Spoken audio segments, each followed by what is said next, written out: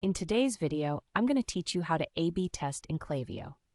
If you find this useful, consider subscribing and liking the video.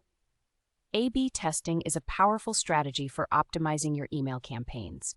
It allows you to compare different versions of your email to see which performs better.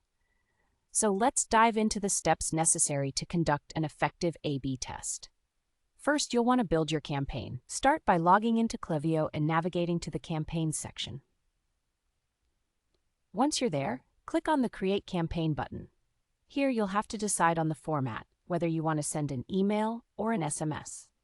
After making your choice, you'll need to fully build out your baseline design, layout, and copy for the campaign. Make sure everything looks great and reads well. This is your foundation. Once you're satisfied with all the details, just click Next to move on. Now we're ready to initialize the test. On the Review and Scheduling page, you'll see an option to create an A/B test. Clicking on this will allow you to introduce the variations you want to test in your campaign. It's a simple step, but it opens up a world of possibilities for optimization. Next, let's talk about selecting your test variable. This is where you decide what aspect of your email you want to experiment with. Klaviyo gives you several options for A/B testing. You can split test the subject line, the sender name, the actual email content, or even the send time.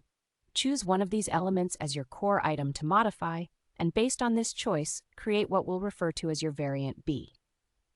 This could mean changing the subject line to see if a different phrasing gets a better response. Once that's done, it's time to configure your winning criteria and split. This involves defining what success looks like for your test.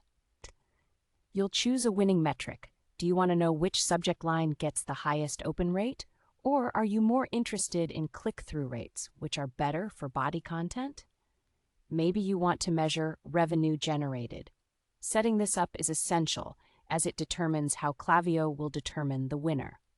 Also, don't forget to decide on a test window. This is essentially the duration for which the test will collect data.